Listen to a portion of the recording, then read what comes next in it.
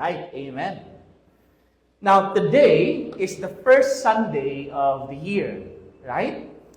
And also, it is also the first week of the new year. And I do believe that one of the priorities of many businesses, I do believe that there are many business owners here. When it comes for the new year, it is also to take up an inventory of their business. Tama ba? Now, do you do an inventory of your business every year? Now, depending on the size of the business, it can take up to days or a week or even month to organize all the books and the stocks at the end of the year. Tama ba? To evaluate strategies and businesses' performance, recognizing achievements in the past, in order to minimize the losses and maximize the profits. And that's why inventory, as they say, is very necessary so that they would be able to objectively determine how effective or ineffective what they did last year and what priorities they can do better for the next year. No? So I guess it is fair to say for us, and maybe for some business owners would agree with me, that if you will not do a regular inventory, your business would not do well or would not last long in the business. Right? Tama ba? Kung dili ta mag-inventaryo igsoon sa ato ang business, then I do believe nga di gid nang magdugay. Now, inventory is an integral part of a durable, long-lasting business. Now, I do believe that even more or so for us, it is very important, especially in our spiritual life. Tama ba? That we do an inventory sa ato ang kinabuhi. And so maybe for this time of the year, as we start the year right with God, and forward this 2026, as we prepare for the new year, maybe it's also important for us to take a self-inventory. Amen? No, a time to examine our lives. Now, to pause and honestly see, where are we today? Asa na ba ta karon igsoon sa ato ang Kristohanong kinabuhi? It is a time to reflect on our choices, on our priorities, in the direction of our hearts. No?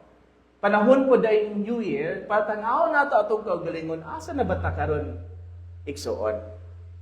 As someone said, sometimes you need to step back and take a long, hard look at your life and ask yourself if what you are doing is taking you where you really want to go.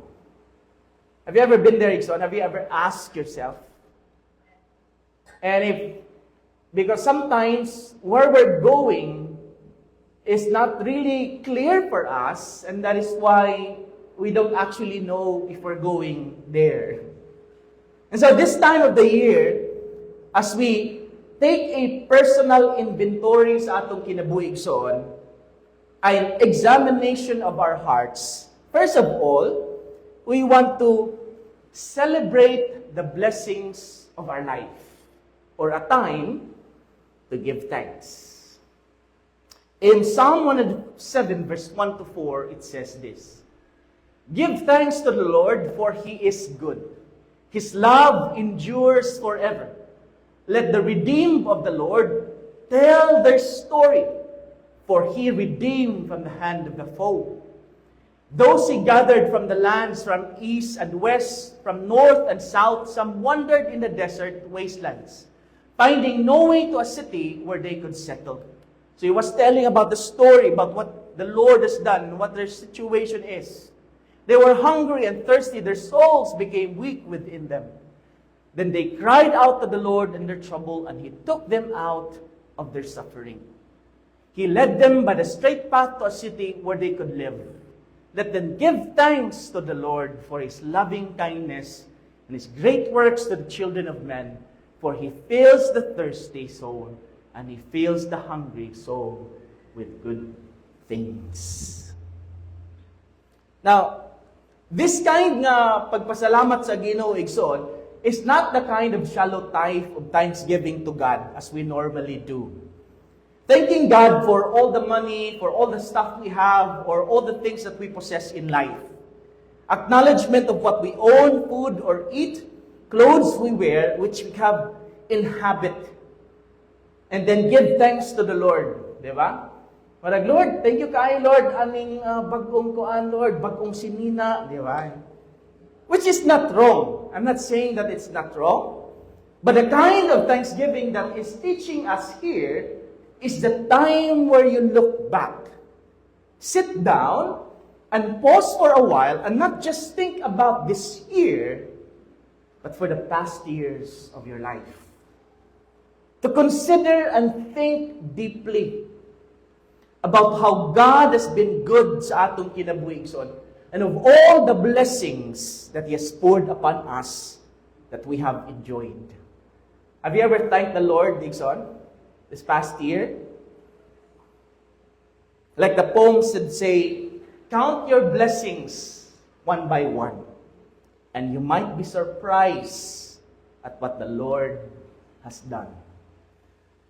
I do believe that sometimes, igsoon, di ba, usahay makalimot na ta sa daghang gibuhat sa Ginoo sa atong kinabuhi, di natong makita. Di ba?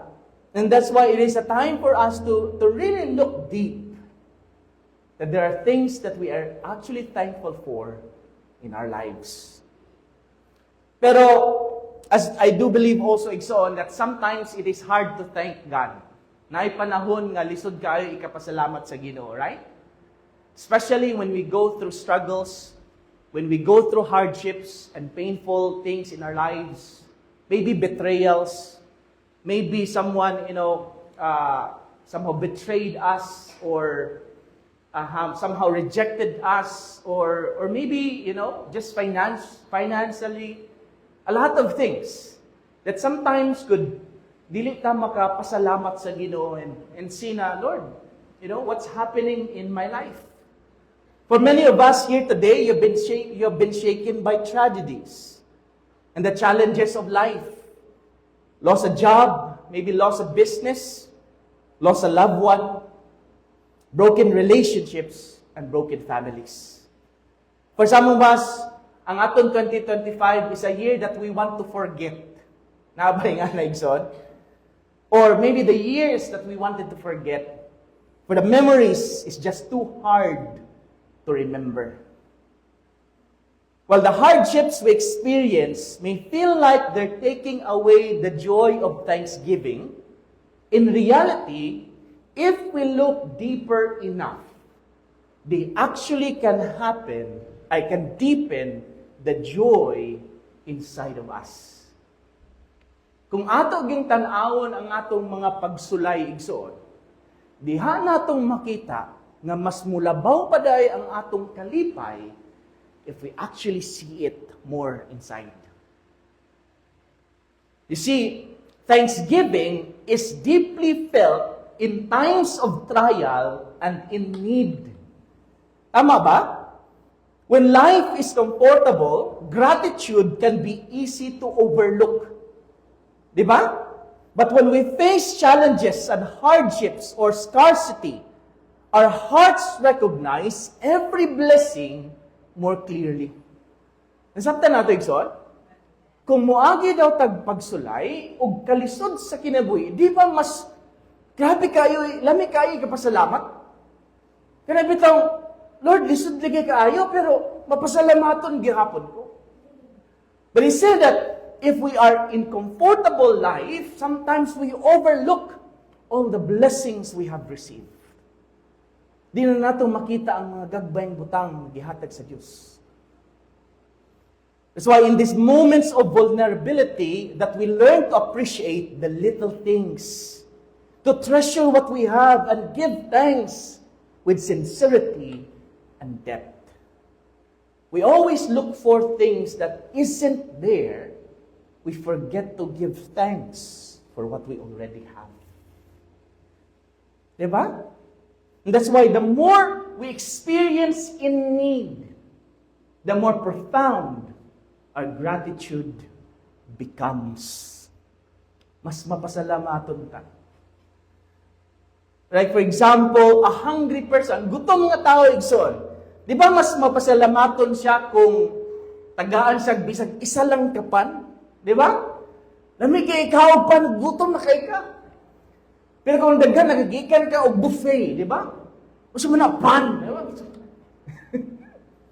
No?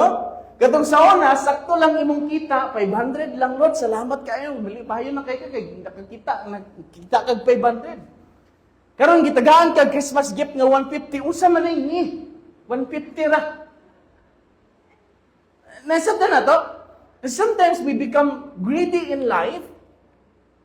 Sometimes we forget that all the things we have is from the Lord. Often, it says that the more we possess, the less grateful we become for what we have. Ironically, abundance can make us blind to the blessings we already have in our lives. Diba? Usahay igsoon mo na nga, the more nga we have more blessings in life, the more nga mora bitaw, kung kana bitaw, kung muubos pa sa blessing nga atong nadawat, mura maingon ta nga, di man ni blessing. Diba? Kaya gusto nato, mas labaw pa. And we forget and we don't be thankful anymore to what we have received. But thanksgiving becomes more fervent and sincere when we are faced with hard times and in need. True thanksgiving has always been the time of recognizing the good things in life in the midst of the bad. Remember that, our verse? It is the time where they have been struggling enough and they have seen the goodness of God in their lives.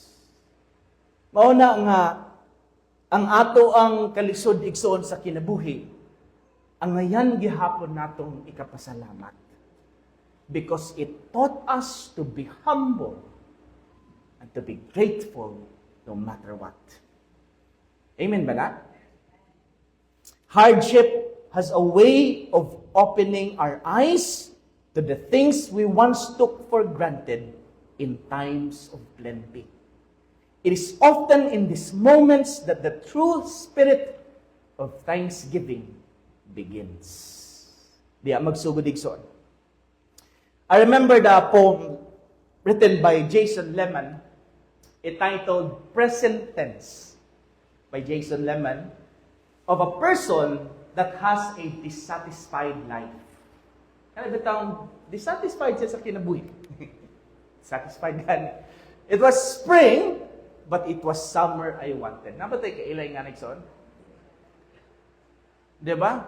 Pag-abot ito, tugnaw. Sabay, tugnawa kayo din yun. Pag-abot ay init ba kayo din? The warm days and the great outdoors. It was summer. Now, summer na. But it was fall I wanted. The colorful leaves and the cool, dry air. It was autumn, but it was winter I wanted. The beautiful snow and the joy of the holiday season. I was a child, but it was adulthood I wanted. The freedom and the respect. I was 20, but it was 30 I wanted. To be mature and to be sophisticated. I was middle-aged, but it was 30 I wanted. The youth and the free spirit. Gusto na siya mabalik, bata. I was retired, but it was middle-age that I wanted. The presence of mind without limitations. My life was over, but I never got what I wanted.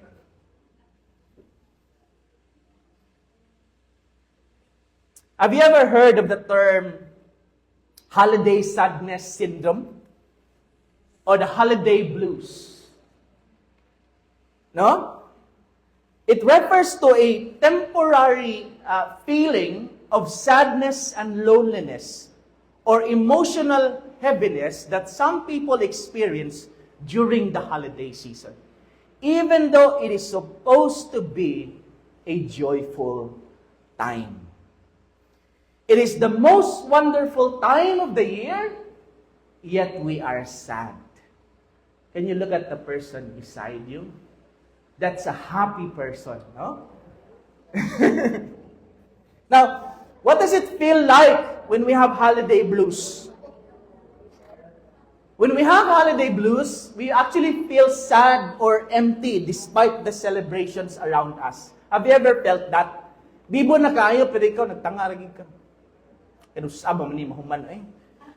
Or you feel lonely even when you're surrounded by others. You're stressed and overwhelmed by expectations. Disappointed that the holidays don't feel as joyful as they should. Diba? You wanted more. Di man ni mao akong feeling. No? Or anxious about finances, family relationships, or unmet expectations. So, diri yun. Unmet expectations. In other words, you didn't get what you expected. And you know the irony? Expectations that you are not even sure what it is. Understand? You have expectations that you wanted this, but you're not actually sure what you want. And that's why you get dissatisfied even more. And that's why people who are often dissatisfied in life are people who are often uncertain of what is really important. Unsa ba kay importante para sa ato? Remember in our message not long ago, last year pa ta nakita, no?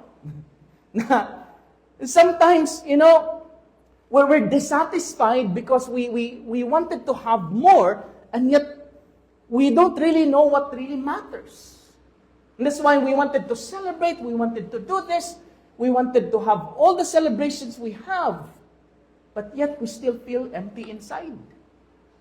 Because we don't actually recognize what's really important for us. Ano ba importante para sa ato?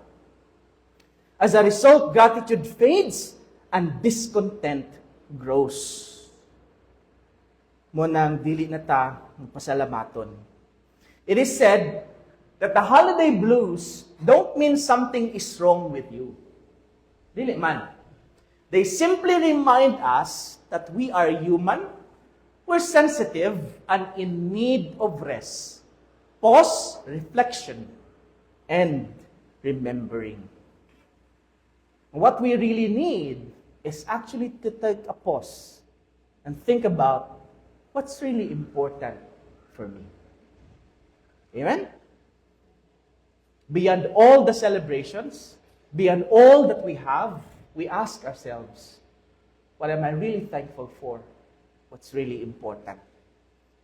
And muna po na ang reason igsoon, nga na sometimes, padalaan tag mga hardships sa Ginoo. To open our eyes to see how blessed we already are. Amen? Tapad, you're already blessed. Usahay, di lang natong makita igsoon. Diba? Daghan ng gibuhat ang Diyos sa atong kinabuhi. No matter how painful sometimes life can be. Right? In spite of the hardship and the struggles of life. You see, the Apostle Paul's most thankful letter, is his letter to the Philippians. Mo iyang pinaka pasalamaton nga libro nga gisulat. In his letter, often we see Paul giving thanks to God, right? And when Paul wrote this letter, listen to this, he was already in jail. Prison na si Paul. But when he writes his letter, it was like he was in a vacation. It was like he was spending so much time and just going around. No. He wrote this letter, his most thankful letter, when he was in jail, imprisoned, and in chains. And yet he was thankful of God beside of his circumstances. And you know why? Because he can count his blessings that he had already received from God. He looks back and see the hand of God upon his life. Kita igsoon, maihap ba nato ang blessing sa Ginoo sa atong kinabuhi? That even life is taken away from Paul, he is thankful. Grabe, no? He knows that where he is going is far more than the good things, the blessings that he have received on earth. His chains did not make him prostrated, but all the more made his joy complete. Happy ba? See, God's people have always been driven to their knees in gratitude. Not times of plenty, but in times of hardship and in need. Friends, kung atong niagi nga tuig, unsa ba? Increased hardship ba? Then all the more that you should have an increase of thanksgiving. Amen? Inaim tapad tanawa. Joyful ba imong tapad tanawa daw? Dagan nagproblema pero malipayon na, no? Amen ba? Because joy isn't just because you're happy or you had this and that or you were able to get what you wanted, right? Joy isn't that at all. Joy is knowing that there is a lot more to be thankful for to God no matter the circumstances. Mapasalamaton, joyful gihapon ta.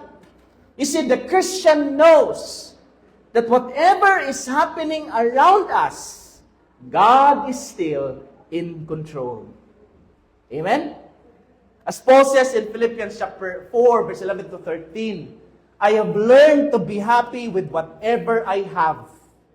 Listen to this, di ba? I know how to get along with little and how to live when I have much. I have learned the secret of being happy at all times, no matter what. That's what Paul is saying. Bahala wala tayong iPhone 17, no? If I am full of food and have all I need, I am happy. Pero kung gutom pod ko, Lord, and I need more, I still am happy. Why? Because I can do all things of Christ who gives me strength. The secret to joy about having what we want, but on trusting on God that we have Him in our lives. Naang Ginoo sa ato, ngunay tinuod nga kalipay. 1 Thessalonians 5:18, give thanks in all circumstances, for this is God's will for you in Christ Jesus. Our circumstances points us to Jesus, the true joy and peace.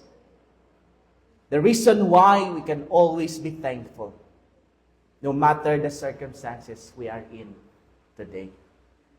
And so, as we leave 2025 and welcome 2026, in spite of all our circumstances, can we ask ourselves, what are you thankful for today? What are you thankful for? Di ba, usay simple na kayo nga pangutana, pero sometimes, di na ta makahuna-huna, tama, no? Unsa day akong dapat ikapasalamat sa Ginoo? Right? Now, second, it is this time of the year, it is also a time, as we take an inventory of ourselves, to look at the mirror and learn about yourself. To learn more about ourselves. Scriptures tells us that it is our right and responsibility to take an inventory of our lives. No? Tama. And then it is right, the Bible tells us biblically, that we must examine ourselves. Lamentations 3:40, let us examine our ways and test them, and let us return to the Lord. In other translations, listen, guwapo kayo. Instead, we should think a lot about what we do, how we are living, and we should return to the Lord. And in 2 Corinthians 13 verse 5, it says to us, 2 Corinthians, examine yourselves to see whether you are in the faith. Test yourselves. Do you not realize that Christ Jesus is in you? Unless, of course, you fail the test. So to examine ourselves is biblical, imperative for us. It is something we are encouraged to do. To look closely, nga tanawon din nato to investigate deeply. Especially as Christians, are we in the faith? The more we examine ourselves, the more we learn about ourselves, right? Our nature, our spiritual condition. Asa na ba kita sa atong pagtuig sod? Right? For businesses, they take an inventory to know what is in the shelves. Can they still deliver? Pwede pa ba? Kaya pa ba nato i-deliver ang kuan sa mga customers? And if they fail their inventory, it can actually cause devastating results in the long run. Sige sila trabaho, hurot na daay ang tanan sa shelves. Wala sila ibligya. So likewise, and the same with our spiritual condition, na tama para sa ato igsoon to know what is still in our shelves.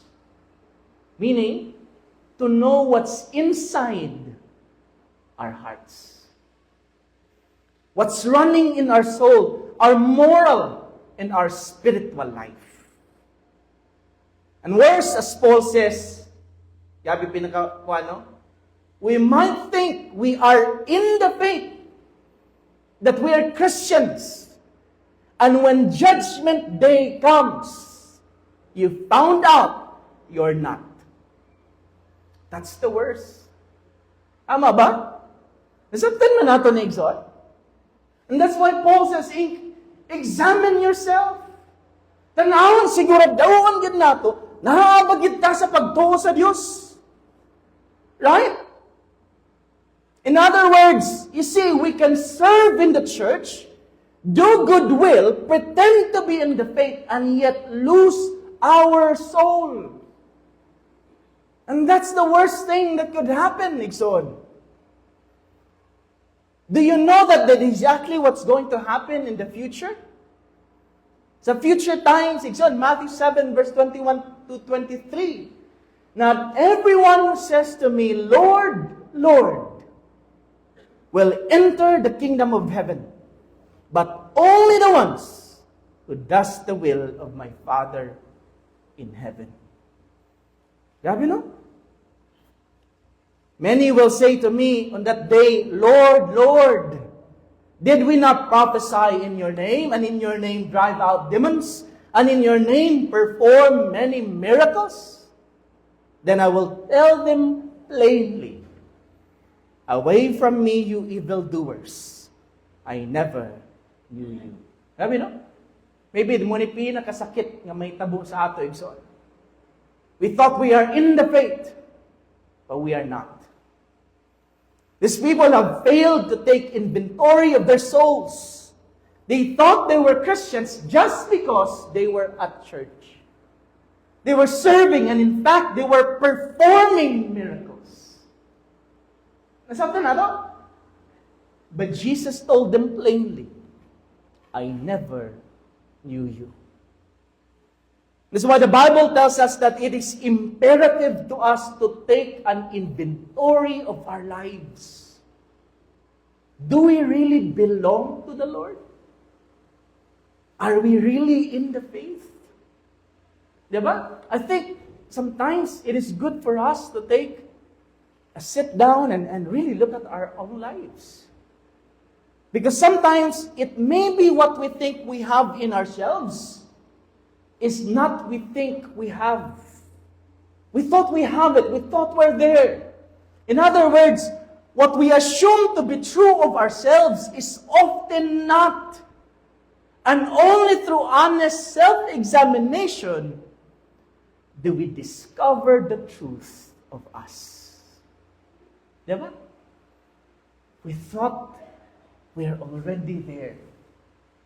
We thought, I'm that. But we're actually not.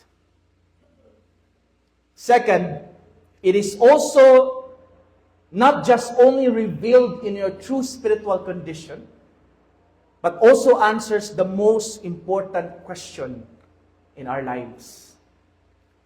Who are you? In Tapad, who are you? Not so amazing as a question. Very simple. But we're not asking about your name. Sorry. But you as a person. Who do you know yourself to be versus to who do you think what people think of you? Or who do people say who you are or who you are supposed to be? You see, I think the very reason why people feel lost in life is often not because they lack the ability or the opportunity or the intelligence. I think it's not that. But because they lack a clear sense of identity. And that's why you can be so successful in life, you can have everything in your life, but you still don't know who you are. You still don't know your purpose in life. You're still lost at the identity of who you are. Diba? They don't fully understand the meaning and the value of what gives their life purpose. And when we do not know who we are, we tend to define ourselves by external factors, other people's opinions, achievements, possessions, or circumstances. So we try to define ourselves with these things. And when we do that, it leads us to constant comparison and dissatisfaction in our lives because those external measures are always changing. Walang maglisod tag-apas on how to identify ourselves. As a result, we move from one pursuit to another, hoping something will finally make us complete. Yet nothing truly does.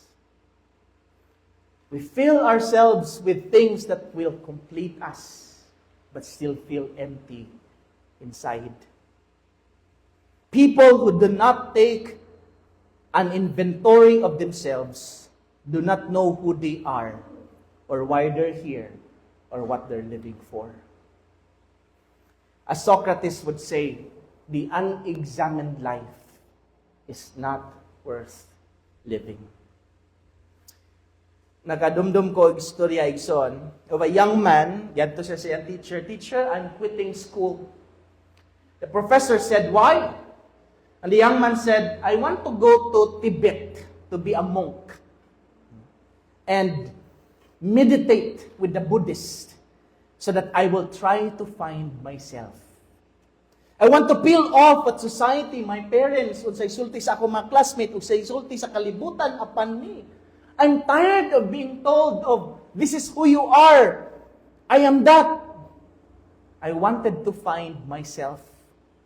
The professor said, well, that's nice, but what if after you peel off the layers, you said, your teachers, your parents, society, and friends has placed upon you, you discover that you are an onion. The more that you peel all the layers, di ba? What are you left with? Nothing. The more that you peel the layers of an onion, you're left with nothing. And do you know that a lot of people are like onions? You remove their jobs, you remove their business, you remove their money, you remove their husband, their wives, their kids, their family, and they are left with nothing. Now try to understand me on this. We're not saying that jobs, money, house, and family are bad and not priority. But if these are the things that we're actually living for, then we will not have nothing left if these are all taken away from us. you will lose all meaning and purpose of your life. Diba? That's why when you lose something, it feels like the world has ended.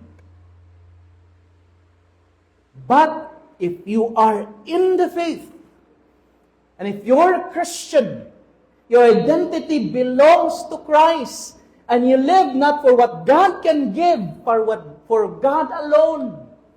You belong to Christ. As Apostle Paul would say in Acts 17, for in Him we live and move and have our being.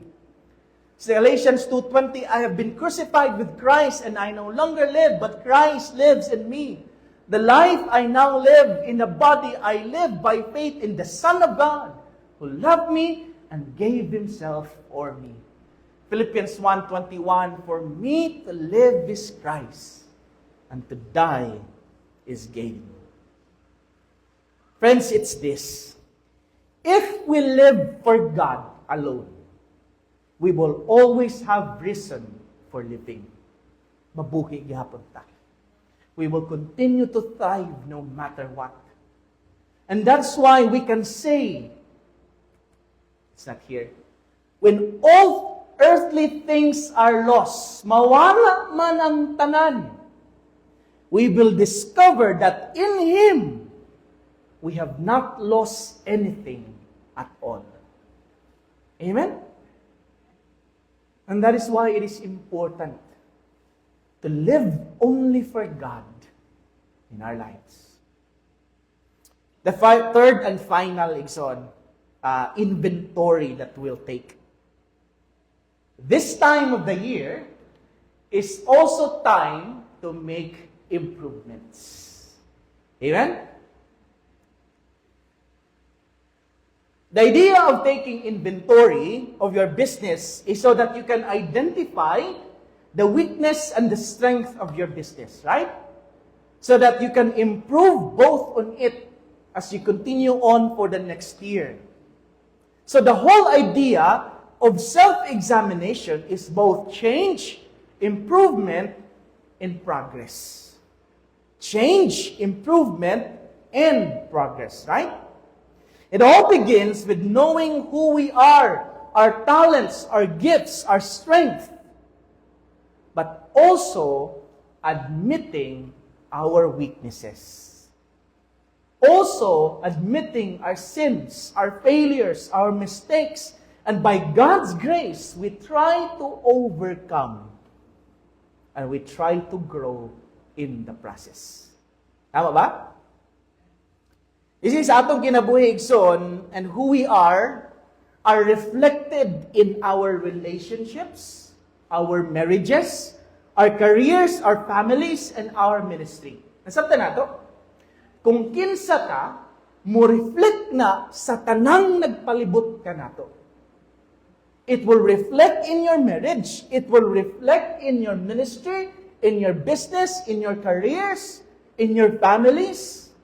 And when our direction is not clear, our path is misaligned, it does not only affect us, but it impacts everything and everyone around us. No? So I guess the reason why we don't take serious inventory of ourselves, not because we don't have time or we're busy. Di ba? Mura bitag, busy ko, pastor, I can't really sit down. But the real reason sometimes is this. Listen carefully. There is something in our lives that we do not want to know about, or other people to know about, and we don't want to be reminded of. Naay mga butang sa kinabuhi nga kung atog yung tan-aw ng atong kaugalingon, mahadlok ta kung unsay atong madiskubrian. We're afraid that we can discover some secret sins or hidden lies. We're afraid to be reminded of the consequences of our bad decisions and mistakes that we have in the past. It is painful to see the remnant of the broken dreams the broken relationships. It is disappointment to admit that we have spent so much on something or someone that ended up nothing. I think this is the real reason, distressing reason why we don't want to take inventory of ourselves. Tama ba? But if we do not do this, Igsoon, that's why we don't grow. Dili manggod nato ato bangon, unsa gyud ang tinuod sa ato. We can't change. That's why no matter how many New Year's resolution you write, I want to do this, I want to do this. Diba? No matter how many calendars and years, the changes of calendars that we have, there will be no change. There will be no improvement in our lives if we do not face who we really are. The change that we need to do. Tama ba?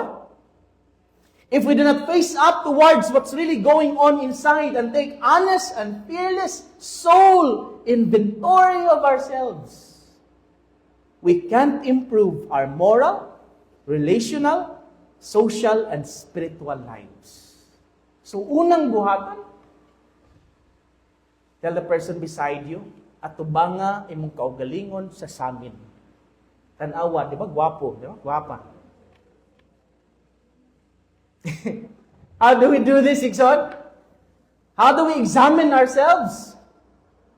By letting God examine us.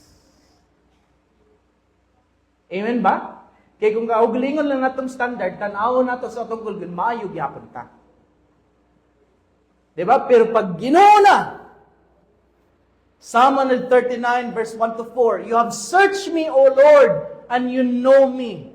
You know when I sit and when I rise, you perceive my thoughts from afar. Grabe ang Ginoo, no? He knows everything about us. You discern my going and my lying down. You are familiar with all my ways. Before a word is on my tongue, you, Lord, know it completely. Grabe ba? Psalm 17 verse 3. Though you probe my heart, though you examine me at night and test me, you will find that I have planned no evil. My mouth has not transgressed. Grabe, no? Can we really say that? Grabe ba? Psalm 26 verse 2 to 3. Test me, Lord, and try me. Examine my heart and my mind, for I have always been mindful of your unfailing love, and have lived in reliance on your faithfulness. In other words, by examining ourselves, we put our heart in a posture wherein we ask God, we're actually telling the Lord, Lord, reveal every truth about me. Sabi no? To examine ourselves means, is what we see ourselves as God see us? Ang ato bang pagtanaw sa atong kaugalingon, mao paghapon ang pagtanaw sa Ginoo sa ato? Sabi no? When you look at yourself in the standards and in the Word of God, what do you see? Are we becoming more like Jesus? Or becoming more of ourselves? Have Jesus increased in our lives, and we have decreased in our life? In His character, in His attitude, His love, His courage, His life in us. Nga na igsoon, diri man ko nato makita kung ang atong paglakaw sa Dios, nitubo ba ang Ginoo nato? Nga Ginoo gadako sa atong kinabuhi, kita gagamay ta. Gaubos ang ato ang kinabuhi, ang Ginoo sa ato gadako. This is where we test ourselves when we look at our lives in the standards in the Word of God. Right? I remember the story about a man who went to a doctor, complained about his wife. Ganyan ang doktor, Doc, Akong asawa ba, murag tiguwang na yun. Nga naman, di nakadungog. Bungol-bungol na. Ingan siya sa doktor, ingani mong buhaton, testingan nato kung bungol ba gid imong asawa. Pag-abot sa inyong balay, layo ka gamay, tawgadayon. Imo istoryahan nimo kung makadi siya kadungog, paduol gamay, paduol. No? So mayang gibuhat. Ikaw ni uli na siya, ina niya asawa. Kita niya asawa sa kitchen, nagluto gamay, nagprepare of dinner. So gingina niya asawa, "Dear, what's for dinner?" Tinga siya, di man kadungog. Duol sa gamay. "Dear, what's for dinner?" Gyapon. Yang giusab ni mga ikapito na gyud niyang giusab. Anto duol na gyud kay siya sa iyang asawa ginya, "Dear, what's for dinner?" Finally, nakadungog na yung asawa, gingnan niya, for the 10th time, humba lagi. Siya man di ay bungol-bungol.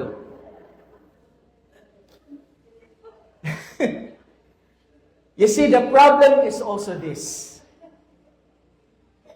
The reason why we aren't growing, listen to this, instead of taking an inventory of our own lives, we take an inventory of other people's lives. Sabta na to? Tama ba? Murag lami gid kayo istorya sa kinabuhi sa uban. Lami kay hilabtan ng ubang kinabuhi, ayaw lang ang akong life. Tama ba? They said that it is often easier to observe, critique, or discuss the lives of others than confront our own weaknesses and our own responsibilities. Right? You know why we want to talk about other people's lives? The reason daw, they said, is that at least we try to lift ourselves up even a little higher para at least gamay o taas gihapon tagamay sa uban. And we try to hide our weaknesses and our pain, our own pain inside. We want change, but we want other people to change first. Tama ba? We want other people to change, but we want them to adjust for us. I think Gandhi said, oh, it's not here, sorry. Be the change that you want to see in the world. Amen ba? Gusto tang mausab ang atong sitwasyon, pero di ta gustong magpagpo. Gusto nato ang kalibutan mo'y mag-usab para ka nato. Maunang di tang mo tubo igsuon. Kay kung sige tagtuktok sa kinabuhi sa uban, unsa ilang gibuhat, unsa ilang sayop, unsa ilang kahimtang, makalimot na ta pag-atiman sa atong kaugalingong kinabuhi. Di ba? Imbis magamit nato ang panahon o ang kusog sa pagtubo, pag-uswag, pagkat-on sa kinabuhi, mahurot kini sa pag-istorya o pagpanaway sa ubang tao. Mantingala na ka, grabe na ka imuhang alaliwang yapon ka na isab. Di ba? And that's why Jesus says in Matthew, why do you look at the speck of sawdust in your brother's eye and do not pay attention to the plank in your own eye? Grabe no? We think we're okay because we're better than everybody else. But in reality, we are not. And that's what the Bible says, for all have sinned. We are all trash in the eyes of God.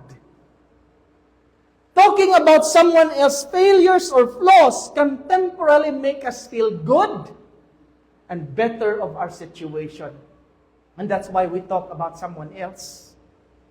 And that's why we do not grow. As James says, face it, look yourself in the mirror, the reality of your own life. make an honest review and look at what you see. You don't see anyone else when you look at the mirror, right? You only see yourself. And the person that you see in the mirror is the person that God wants to grow and change. And we have to be honest to ourselves. Kani importante gyapon igsoon, we have to be honest to ourselves when we make a review sa atong kinabuhi. If not, we will continue to deceive ourselves. 'Di ba? Imo laging gi-examine, but you still take it on your own standards. Remember, Jeremiah said, the heart is deceitful above all things, beyond cure. Grabe yun. Ang kasing-kasing aning kalibutana, di yung matambalan. Our hearts are the most deceitful thing on the planet. It can deceive others, but it can also deceive ourselves. Understand? When we lie to ourselves and we believe the lie, why? Because our hearts already wants that. Mao nang tuuhan na lang nato, bisag bakak. Mang tuog yun kong gwapo ko, bahala nagbakak, basta kay matinood na. Joke lang. Kapit lang. I'm not sorry. And that's why, when we make lies to ourselves, we deceive ourselves. We make and create dayon an excuse for our lies, to our decisions. We try to justify what we know and understand that is wrong and not right. Ato na dang i-justify ang atong mga decisions. Di man. Beside, di ba? O say, for example, lagi, namayi lagi ko. Tungod kay akong asawa, di makahatag sa akong needs. Besides, na-provide ko sa akong family. So what I'm doing is not really bad at all. Understand? Lagi palawag lagi ko. Pero naman sa sakto. Di man sa ko kainom sa tapat sa akong anak. What I'm really doing is not actually bad. Mao nang usahay dagang Kristohanan igsoon, di ba makita gyapon nimo, I don't understand. Why? Basta kay God is good all the time. Yes, I am in love. I know it's wrong. But I'm not hurting anyone. I'm just following my feelings. And so we manufacture these stories, and then we begin to believe that these manufactured stories and hold on to them. As long as we believe the lies, we will never change. We will never grow and improve ourselves. And it's also this. I don't know if there's stories that you're holding on to, playing on your mind. But unless you let go of that, you will always be stuck to where you are today. And you will miss out to what God has planned for your life. Remember our sermon? Long goodbyes. We have to say goodbye the things that is not fitting for our life today. Friends, anyone who recovered from any addiction, whether that is pornography, whether that's drugs, gambling, alcohol, cigarettes, sin, and temptations, they recovered because they dared to look upon themselves in the mirror and admit what they saw without making any excuses. This is wrong. I must stop this. They quit justifying themselves. They quit blaming others. They quit pointing fingers and admit that they are wrong. You know what happens? When they own the issue personally, that's where the beginning of their healing and their recovery when they face the real problem. So tell the person beside you, quit the habit of making excuses. Inem tapad. Stop making excuses. Amen? Kung kuha na ta karon, mag-diet na karon 2026, no? Bara mag-diet na kita, no? Or unsa pa man inyong mga plano, di ba?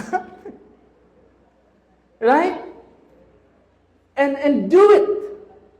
What are your aspirations? What are the things that you want to change and discover and want to pursue this year? Because otherwise, we're going to be stuck with our bad habits. With our pain, with our sin, with our lies, and healing changes will not come if we continue to make excuses. You know why? Instead of us, by God's grace, overcoming our bad habits, pain, and wrong behaviors, we actually make those excuses a reason not to try even. Diba? You see, friends, if we are good at making excuses, then we convince ourselves that there is nothing we can do about our problems and our situation. But however, the Apostle John says in 1 John 1:9, diba? If we confess our sins, in other words, if we take full responsibility with our actions without making excuses, John says, God is faithful and just to forgive our trespasses and purify us from all unrighteousness. In other words, God will help us, God will guide us, and would lead us in the right path. Amen? Now, are we better people? Mas maayo batang tao igsoon kaysa sa uban? Are Christians better people than others? No. Are we wiser than other people? No, we're imperfect. Are we stronger? Are we spared from problems? No. Do we suffer? Yes. Do we go through pain? Do we die and get sick or sick and die? Yes. We're still imperfect people and in need of grace. But unsa may diferensya sa ubang tao? The big difference is that we have the living God within. It is not what we can do or how perfect we are. It is in who lives in us. The difference is not the circumstance, but the source of our strength, our anchor of hope. That's the difference between us and others. We have the Lord with us. That's why change is coming, is possible. Amen? Change is always possible. Improvement is always possible. Growth is always possible. Everything is possible in Him. Right? So when we go home, as we end, kamay na lang, kanila ison, bilin na nako sa ato. When we go home, we do this. Look in the mirror and truly see yourself. Take an honest and fearless inventory of your life, your thoughts, your actions, your strength, and your weakness. Kanala to tanan. Do not shy away from what you discover, but allow God's word to speak to you. Let it rebuke where you have gone astray. Correct what is wrong. Align your heart with His truth and bring the change that leads to growth and renewal. Remember, this is not a moment to condemn yourself, but a sacred opportunity to confront reality, embrace truth, and step forward into the fullness of who God created you to be. Amen? Friends, I don't know where you are today. Asa na ka sa imong spirituhanon nga lakaw, asa na imong kinabuhi igsoon, or your hopes and your dreams for the new year. Whatever prayer you have personally or spiritually, one thing that I'd like to encourage you today and leave with you this morning, as we navigate the new year, As we listen to this message, where are we right now? I want to encourage you and leave you with this. The key to transforming the quality of your life and influencing everything around you is by cultivating a closer and deeper relationship with God. I guess wala na ilain igsoon na advice or something that we are encouraged to do in this Christian journey. But the key to growth is always our relationship with God. Nagkalawom ba ang atong relasyon sa Ginoo? Tanaw nato. Because sometimes as Christians, maybe for some of us, we're already, dinosaur Christians already. Dugay natin sa Kristohanong kinabuhi. We thought we have grown so much, but we've actually not. So maybe this is also a time to rediscover ourselves and discover where are we really in the faith. Tubo na bata sa Ginoo. Amen? Kaya kung maghinay ang atong relasyon sa Diyos igsoon, apektado ang tanan, ang atong kinabuhi. Banambantayan gid nato kanunay ang atong relasyon sa Ginoo. Amen? So as we end, I'd like to ask this. When was the last time that you sat down, reflected on your own life, and examined yourself? When was the last time, Ikson? Nga nagunaw-na lang gid ka sa Ginoo ug asa ka karon. Amen? Let's bow down our heads and pray.